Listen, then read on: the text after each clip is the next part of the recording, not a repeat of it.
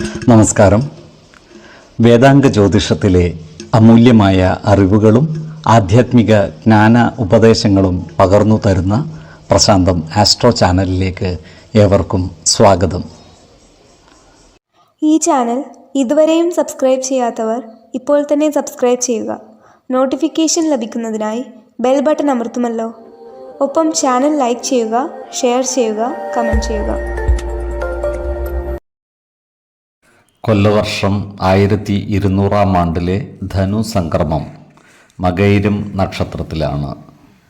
ധനു 1-ാം തീയതിയിലെ ഗ്രഹനില അനുസരിച്ച് മേടം രാശിയിൽ ഗുളികനും, എടവത്തിൽ സർവേശ്വരകാരകനായ വ്യാഴവും, മിഥുനം രാശിയിൽ ചന്ദ്രനും, കർക്കിടകത്തിൽ കുജനും, കന്നിരാശിയിൽ കേതുവും, വൃശ്ചികത്തിൽ ബുധനും, ധനുരാശിയിൽ ആദിത്യനും, മകരത്തിൽ ശുക്രനും, കുംഭം രാശിയിൽ ശനിയും, മീനത്തിൽ രാഹുവും സ്ഥിതി ചെയ്യുന്നു.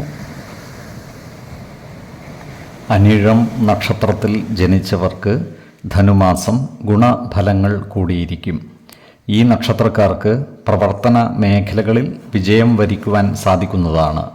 ജോലിസ്ഥലത്ത് സഹപ്രവർത്തകരിൽ നിന്നും മേലധികാരികളിൽ നിന്നും സഹായ സഹകരണങ്ങൾ ലഭിക്കുന്നതാണ്. ഇവർക്ക് ജോലിയിൽ പ്രമോഷൻ ലഭിക്കുവാനുള്ള സാധ്യതകളും കാണുന്നുണ്ട്. അതുപോലെ ഇവർക്ക് വരുമാന വർധനവ് ഉണ്ടാകുന്നതാണ്. അപ്രതീക്ഷിതമായ ചില സാമ്പത്തിക നേട്ടങ്ങളും ഇവരെ തേടിയെത്തുവാൻ ഇടയുണ്ട്. എന്നാൽ സാമ്പത്തികമായ ചിലവുകൾ വർദ്ധിക്കുന്നതാണ്.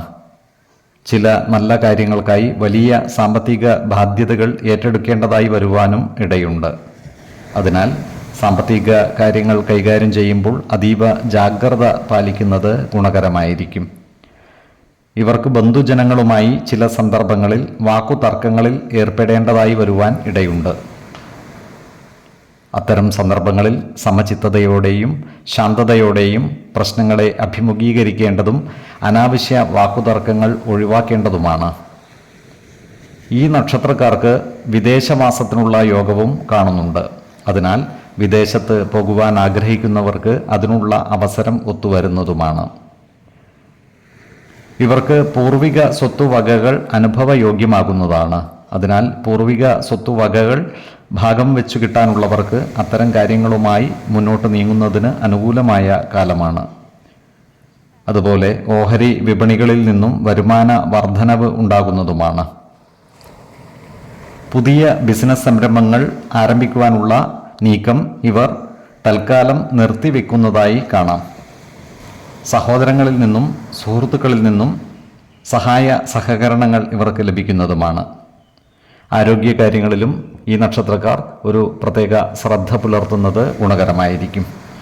2, 17, 28 തീയതികൾ അനുകൂലമാണ്. ഈ നക്ഷത്രക്കാർ ജനിച്ച സമയത്തെ അടിസ്ഥാനമാക്കിയുള്ള ജാതകത്തിലെ ലഗ്ന രാശിയുടെയും ലഗ്ന അധിപന്റെയും സ്ഥിതിയും ശുഭ പാപ ഭാവങ്ങളുടെ സ്ഥിതിയും ഓരോ രാശിയിലെയും ഗ്രഹങ്ങളുടെ സ്ഥിതിയും അനുസരിച്ച് ഇവരുടെ പൊതുഫലത്തിൽ ഏറ്റക്കുറച്ചിലുകൾ ഉണ്ടാകുവാനിടയുണ്ട്.